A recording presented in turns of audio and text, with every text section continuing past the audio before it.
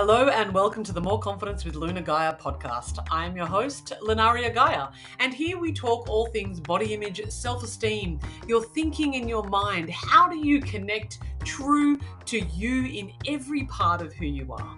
I want you to know that all of you is welcome, so sit back and relax and listen to today's episode. Sending you love. Hello, my beautiful listeners and watchers. Lunaria Gaia here, stoked to be back for episode 130. Feels like a little milestone every time we reach one of these numbers. 130 is rocking.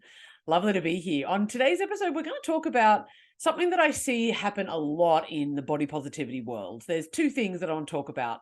The first one is shaming people for losing weight. And the second thing is hypersexualization of body positivity. Because these two topics are something that I see in the body positivity movement a lot that's not being spoken about. The reality is that there's a lot of rules that seem to be placed on body positivity around who's allowed to have it, who's not allowed to have it, what are you allowed to do within the confines of your body positivity. And I see a lot of it of body positivity being women being hypersexual. Now, this is not a conversation about sex shaming by any stretch of the imagination. You could classify me as sex positive by all accounts. Go be the beautiful sex and have great sex and do you. I don't think that women shouldn't be having sex. The reality is that what I see in the industry, in the body positivity movement, is a whole bunch of women using sexuality as the leg into body positivity. And even if you had someone like Lizzo, right? Lizzo, who I adore, by the way, and I think is awesome and has done phenomenal things for the BOPO movement, body positivity movement. She's wonderful. And I also see her hypersexualized because she wants to be, right? It's perfect. She wants to do that. She wants to rock on. She wants to be half naked. Hey, you often see me half naked all over the internet as well, in bikinis and underwear and all that kind of stuff. What I find really interesting and on the verge of damaging is the message that says that we must be sexual and we must like what our body looks like in order to be body positive. When it's simply not true. Couldn't be further from the truth. Body positivity is not about flaunting anything. It's not about going around wearing skimpy outfits or sexualizing yourself in any way that doesn't make you feel comfortable. Body positivity, as far as I'm concerned, is about understanding that it is your body and that you can express it however you want to. And it's about being comfortable in your body, to love the skin that you're in. And if you wearing skimpy clothing or being hypersexual isn't for you, then I think that we run the risk of excluding a whole bunch of people who maybe like you, don't want to go around in bikinis, don't want to go around in skimpy outfits and show your ass to the world. It's okay if you don't want to do that. You can still be really body positive and cover up your body as much as you want to. I think that body positivity really needs to be about embracing the body that you have the way that it is right now and expressing yourself however you want to. Be that in short sleeves, be that in not. I've always said that it's not what you do, it's why you do it. So what's important, really, really important here to remember, my listeners, is that you don't have to do or be or say anything that you don't want to. That's the reality. When it comes to your own body, you get to express yourself the way that you want to express yourself. I see it a lot, and it leads me into this kind of weight loss shaming that happens in the body positivity movement as well. That you get to express your body however you want it to. A lot of small women are excluded from body positivity. Their body image, as you know, doesn't affect them. They get called skinny bitches. Who here has ever been skinny and been skinny shamed?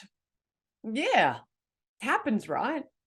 In fact, somebody reached out to me on Instagram the other day in reference to one of the reels I put there about body shame not discriminating. And she said, I find it so difficult because I'm the skinny bitch that people wish that they had my body, and they come up to me and they go, oh my God, I would be so confident if I had your body. I wish I was as beautiful as you. I want to be beautiful like you. And as a result, she's actually insecure. She's insecure because of her beauty. And I can almost hear the eye rolls. People going, oh my God, how poor thing. She's so beautiful. But here's what we've got to understand. Body shame does not discriminate. And however you appear in the world, you have every right to own that. This is not just for big girls in big bodies. Yes, it's probably where the body positivity movement started. It was by big women in big bodies saying, screw this, I don't want to abide by your beauty standards. But how can we possibly say it's only for plus-size people? How can we say it's only for medium-sized people? Because I don't know about you, but nearly every single woman that I've ever spoken to, every single woman that I've nearly ever spoken to about their bodies, be that a 10-year-old girl all the way through to a 90-year-old woman, all different size, shapes, ages, and ethnicities, they say that they feel uncomfortable in their body. So how can we sit there and say that it's only for fat women, that it's only for women in a big body? No, it needs to be for everybody. And it needs to be for men as well. Body positivity isn't about being hypersexual and cruising around in skimpy clothing. Body positivity is about understanding that you have a body. It is the body that you have. And the more that you accept it, the more that you love it, the more you build a really beautiful connected relationship with your body, the happier, healthier, and shinier you're going to be. And I say healthier because when we love ourselves, we make different choices. We just do. We are less likely to harm ourselves in the way of maybe our movement or the things that we're eating or our sleeping patterns or what we're consuming in terms of media. We are less likely to do all of those things, harmful behavior, when we are happy with ourselves, when we love ourselves. I love the fact that you've got icons like Lizzo cruising around with her ass out. Because if she was a person in a smaller body, yeah, she probably would still get some criticism for it, but not as much as she would when she's got a fat ass. And yeah, I'm using language like fat because it's about reclaiming the word. It's about taking it back. It's okay to be fat. And that might cause a whole bunch of people to be like, no, it's not okay to be fat. It's unhealthy. We've all heard this, right? If you haven't, you probably haven't spent a lot of time in the body positivity world. I get it a lot. Yeah, it's all well and good to love yourself, but you shouldn't because you're fat.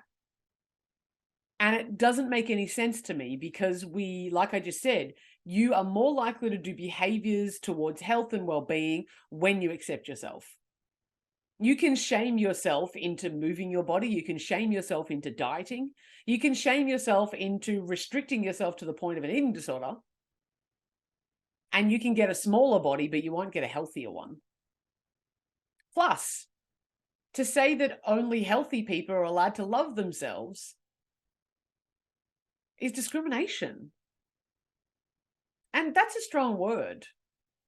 What I really mean by that is that it suggests that you have to be a certain way. It makes self-love conditional. And I don't think it is. I think self-love is completely unconditional. And look, you cannot like what your body looks like and still love it. In the same way that you can be annoyed at your partner for their behavior, but still love them. You can want to change it and it's okay. You don't have to be any certain way. You don't have to do body positivity any way that you don't want to do it. If you want to go flaunt around in whatever, go flaunt around in whatever, but know that that's not body positive. It's you flaunting around. Rock on. I love wearing bikinis. I love wearing crop tops. I love wearing shorts. I'm quite connected to my sexuality and I like being sexy. It's something that I really enjoy. But I was like that at any shape and size I've ever been. Yeah. I was actually like that long before body positivity came along. Because body positivity is about embracing the skin that you're in, recognizing that this is who you are and you only get this one body and you can love it. And you can be comfortable and you don't have to worry that so-and-so down the road thinks that you shouldn't wear that. Or somebody thinks that you're fat and therefore unhealthy and therefore lazy. It really is a mindset. It's shifting from I need to get the approval of other people to I need to approve of myself. That's what body positivity really is to me. It's about approving of yourself. The other thing that I see in the BOPO movement is weight loss shaming. I'm not sure if anybody has noticed this. What I do notice in this movement is that they will say, people will say, certain influencers will say that if you intentionally lose weight, then you are fat phobic. Now, might be some thrown away around some words that you haven't heard of before. Fat phobic really speaks to itself. It's like homophobic, right? That there is an ingrained and inherent phobia or fear or distaste or disdain towards fat people in our society. All right. That if somebody is living in a larger body, if somebody is overweight, then they will have less opportunities in the world. They will be less accepted by the world. They will have harder time seeking medical care because it'll be assumed that all of their illnesses are from the fact that they're fat. That's fat phobia. And intentional weight loss, which can be linked to dieting, in the body positivity movement will often be called fat phobic, that you are playing into the beauty standards of the world. And I disagree. Not wholeheartedly, because again, it's not what we do, it's why we do it. I remember being at a festival once doing a series of talks as a speaker, and someone came up to me afterwards, as so very often happened, and they shared how impactful the talk was, how much they loved the content, how much it moved them. And she said to me, she goes, you know what? As soon as I walked into your talk today, I was set on getting a boob job, and now I'm not going to get one. And I said to her, rock on, sister, you do you. I just want you to make sure that you're doing it for the right reasons. Yeah, not getting a boob job. I was checking in with her. She'd had breast cancer, and the reason she was getting a boob job was to be able to get the curve back in her body. She had to have a double mastectomy, and there was a lot going on there for her. If you make changes to your body, no matter what they are, being that dyeing your hair, putting mascara on, all the way through to plastic surgery, if you are doing it because you want to chase enoughness, and you think that you will be more worthy, more valuable, more sought after, you'll be liked better, and that you will feel more like enough, and your sense of self, your self-esteem and your body image will improve as a result of that, then you're kidding yourself. It doesn't. It's not how it works. The thing that actually transforms the way that you see and feel about yourself is your mind. That's where all of your limitations have come from anyway. So to say that losing weight deliberately is fat phobic, to me really goes against body positivity in the first place. Because I know for myself, I have lost and put on 25 kilos 5, 6, 7 times. And the first 6 times that I did it, it was very destructive for me. Very destructive. The first time I ever lost weight deliberately, I was 16, and I hated myself so badly. And I thought that if I could just lose weight, then all of my problems would go away. That I could feel the way that I wanted to feel, that I could be confident, that I could be self-assured, that I could love myself. I felt that if I could just get the right body, then everything would change for me. But I was desperately ashamed of my weight. I was desperately ashamed that I had to lose weight. And so I did it in secret. Talk about disordered eating, right? I would wear 2 of my most tightest bras, and I would strap down my breasts with masking tape, and then put clothes on over the top, and then wait. It was the middle of winter in a town called Canberra, which is the capital of Australia, if you don't know. And winters in Canberra, from an Australian perspective, are quite cold. We're talking overnight 0 to 5 degrees Celsius. Pretty cold for Australia. Frost, snow-capped mountains, that kind of vibe. And I would go running in the dark. As a 16-year-old, I would almost sneak out of home so I could go running so that nobody would see me. And I made sure I stuck to dark streets, not particularly safe, right? I would stick to dark streets, and when cars would come, I would hide. And I just stopped eating fatty food because I thought that that's what would work. And, you know, fatty food or high fat food tends to be quite calorically dense. And so I lost weight. I lost about 20 odd kilos that first time round, and everybody praised me and told me how amazing I was. And I was instantly lifted and everything was great. End of story. Wrong. Everybody complimented me. Of course they did. Wow, you're amazing. You've done so well. You're incredible. But once everybody had seen me, it was just me again. And I was just there, stuck with my own thoughts that told me that I was still not enough, because I was chasing external validation. And even though I got the external validation, it wore off. So I needed to chase it again.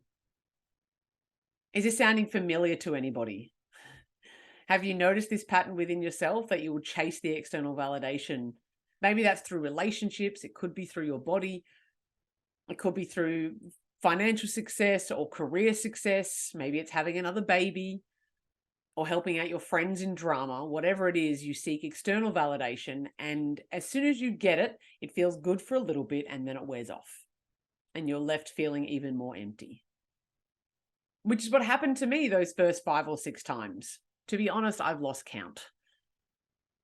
I would put the weight back on over maybe another 6 or 12 months. Nobody would say anything to me that I'd put the weight back on. And that's what it's always called, right? The weight. She's put the weight back on. And then she's lost the weight, right? And so another year went by and another shame spiral happened. And then boom, I was like, right, I got to diet and go exercising again. So I did. And that happened on repeat until my mid-20s, where I developed bulimia, where I was so tightly controlled that I couldn't help but binge one day. And I felt so riddled with shame and guilt that I purged everything that I binged. And I experienced bulimia for 7 years. Since the recovery of that, since me sort of going on this body positivity journey, even long before it was called that, on this self-love journey of experiencing what it's like to really connect with myself and my body, and how can I love who I am in my being rather than just focusing on the aesthetics of my body. Ever since then, probably since about 2017, we're talking 5 or 6 years ago now, I stopped weighing myself. I had to. In order to recover from my eating disorder, what was really important for me was that I didn't become obsessed with how much I weighed. And I've always been a fairly active person ever since I was about 18-ish. So I moved my body and ate pretty freely. And most of the time, my body stayed around about the same-ish kind of weight. Overweight, but still about the same kind of weight for years. For years that happened. And in 2021, I had to think about that for a second. In 2021, I had a baby. And during that pregnancy, I put on 18 kilos. And after the pregnancy and he was born, that kind of initial 15 odd kilos came off pretty well by itself. I didn't have to do much to it. I just went back to eating the way that I was pre-pregnancy, moving my body in a way that I could now that I wasn't, you know, like waddling down the street. And most of that weight just shifted off me, right? Not deliberate, not intentional, not fat phobic. For probably about a year after that point, my body stayed around the weight that it was. Now, I don't know how much that weight was. I didn't really know because I wasn't weighing myself. But I got to the point, and this is why I know that intentional weight loss can't possibly always be fat phobic, because of the reasons why we do it. Every other time I had done it out of shame, out of guilt, out of deep pain, and actually out of punishment. I was punishing myself That's exactly what was happening. About a year ago, probably about 6 months ago now, I really recognized in myself that I was feeling quite unhealthy. I was eating probably more, well, not probably, I was definitely eating more junk food than would have been good for my body. And I was moving, but not necessarily in a big way. I didn't feel strong and I felt unfit. I felt limited by my body. I felt that, like, even though I love my body and learned to love my body over the years, I found that I wasn't loving it. Notice the distinction there. I love my body, I appreciate, but am I loving it? Am I giving it love? I'm showing it love from a practical point of view, in the sense of my mindset was really different. I was really kind and generous and loving towards my body emotionally, but I wasn't loving my body physically. You might relate to this as well, because moving my body in a way that is meaningful and using it in a way that's meaningful, as well as feeding it things that are good for it, getting enough sleep and drinking enough water and doing all the things that we know are going to make us healthier, I was doing them probably about 10% of the time, 20% of the time, maybe even significantly more than that. But it wasn't enough to, pardon the pun, tip the scales. Yeah. And so for 6 months, I pondered my reason why I wanted to lose weight before I did a damn thing. Again, it's not what we do, it's why we do it. I needed to get really clear for myself, and I recommend you do the same here.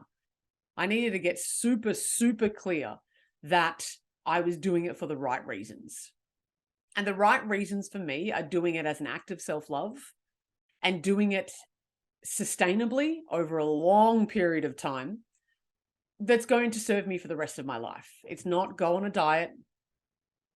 It's not lose it all in 3 months, which is what I had always done previously. It's I'm going to work diligently and deliberately towards my best health. And I'm going to do that for the rest of my life. How can that possibly be fat phobic? Because when you love your body when it's fat, you'll love it when it's thin.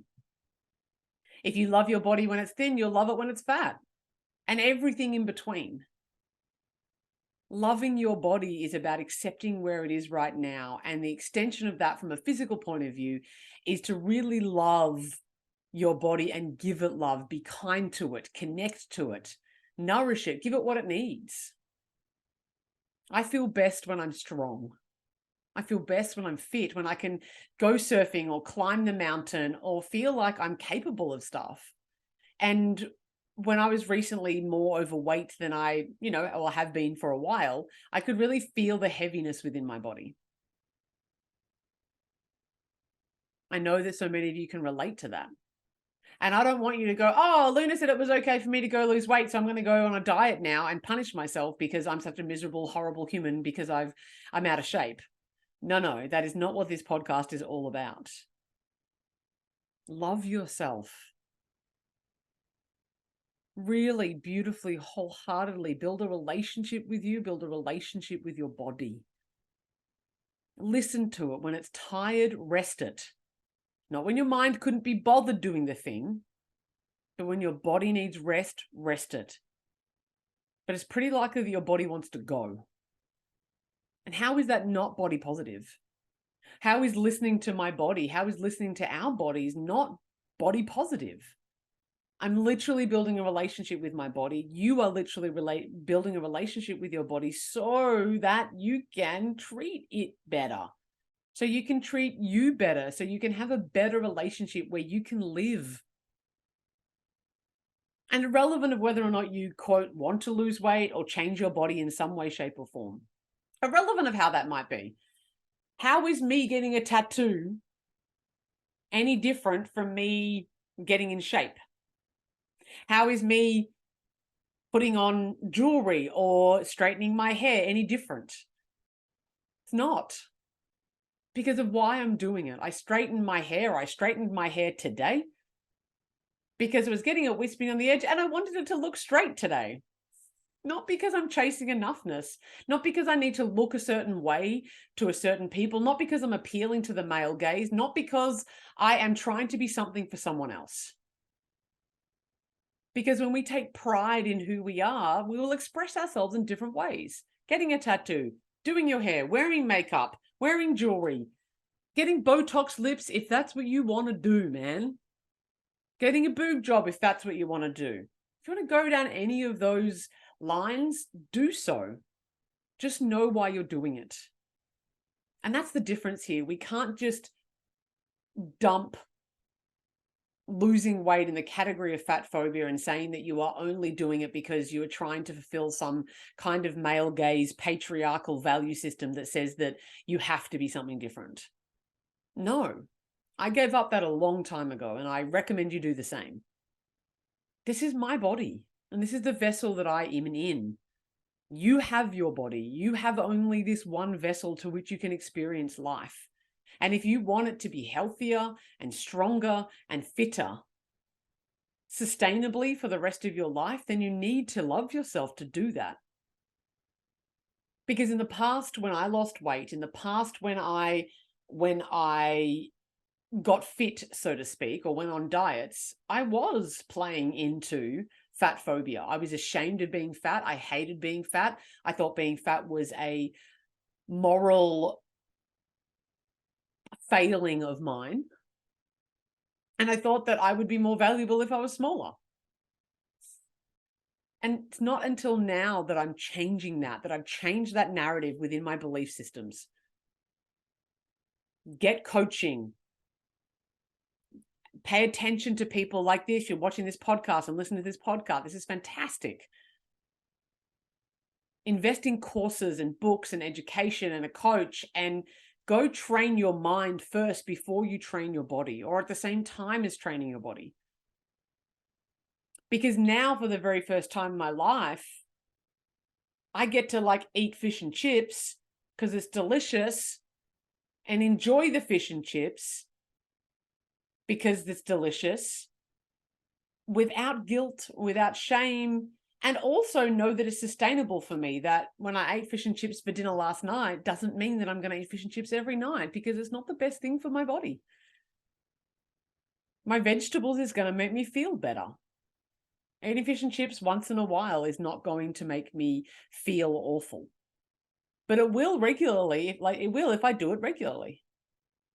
And so I feed myself vegetables and fresh food and lots of protein, not because I have to be on a diet.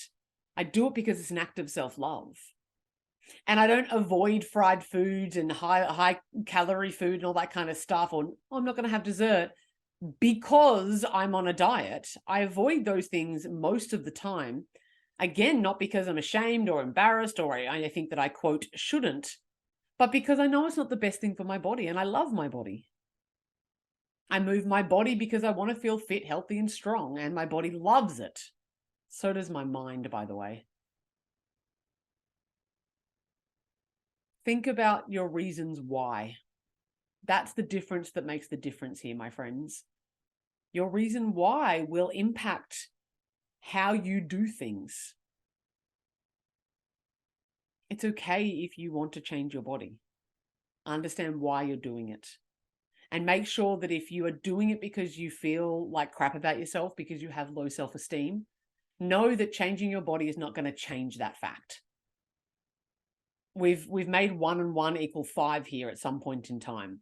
Changing your body will not bring you happiness. Getting the man of your dreams will not bring you happiness. Getting to the top of your career will not bring you happiness. I know, right? It seems quite absurd, because we've been told this our whole lives, that if we just line up all our ducks in a row, then we will be happy. But it's simply not true, because happiness is an inside job. Build a relationship with you, build a relationship with your body, connect deeply in with who you are. Get to know yourself intimately. You're in a long-term relationship with yourself, and you cannot get a divorce. You don't need to do body positivity any way that you don't want to. Shine the way that you want to shine. Wear the clothes that you want to wear. Express yourself the way that you want to express yourself. It doesn't need to look like the way that I do it, or the way that Lizzo does it, or the way that any other person in the entire freaking planet does it. Because you are you, and you're the only one that can do you. Being body positive is about being really comfortable in your own skin, fully accepting and loving who you are, and as an extension of that, loving your body in a way that is meaningful. That eventually took me, 6 or 7 years of being really deep into loving my body and loving myself before I even thought about shifting body shape or size. And even then, it's not like I'm sitting there going, oh my God, I have to lose weight. Even now, the thinking is, I want to get in shape. I want to be fit. I want to be strong. I want to feel healthy. And I will feel fitter, stronger, and healthier if I work out regularly, if I eat different food. And as a result of that, I'm probably likely to shed some fat on my body. Cool. The outcome that I'm going for is to feel fit, healthy, and fit, healthy, and strong, not get people to like me, not up my value, because I'm inherently worthy. My sisters, my listeners, you are inherently worthy. Changing your body is not going to change that. No, losing weight is not fat phobic. It is far from it. Providing that you're doing it from a space of self-love rather than an act of self-punishment. And really, when push comes to shove, only you know the difference. Maybe your coach does too, if you're hiring a coach. If you are curious about any kind of things like that, my one-on-one coaching services, any of my programs that I run, the courses and whatnot, or you're curious to get my #1 best-selling book, Perfectly Imperfect, it's available on all good bookstores, and I narrated it for Audible as well. So it's on all your listening platforms as well as digital. So digital, hard copy, and audio. It's a pleasure to have you here for episode 130 of the More Confidence with Luna Guy podcast. If you haven't already, I would love for you to leave me a rating. If you get value out of these podcasts, please head to Spotify, head to Apple, wherever you are listening to these podcasts. Go ahead and do that, because it just means more people get to hear this stuff. I'm not doing it because it makes me feel better about myself. I do love hearing from you, but I'm doing it, I'm saying this because it means that it gets out there. More people get to experience what it's like to have more confidence with yours truly, Luna Gaia. Sending you big love. I look forward to seeing you when I'm looking at you next, and I'll catch you on the traps. Happy self-loving.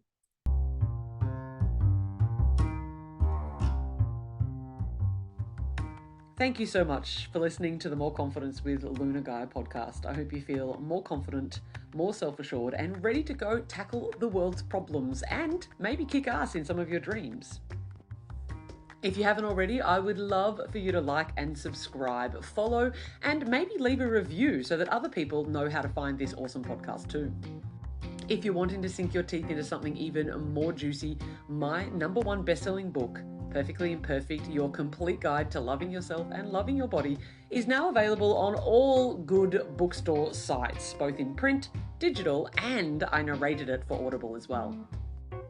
If you think that coaching or maybe one of my courses is for you, why not head to www.moreconfidence.com.au and get in touch and see if we can talk. And of course, you can find me all across the social medias. That's Facebook, Instagram, TikTok, Twitter, YouTube, which is where you're probably listening now, or maybe even here on the podcast platform. Sending you big love and wishing you a beautiful day.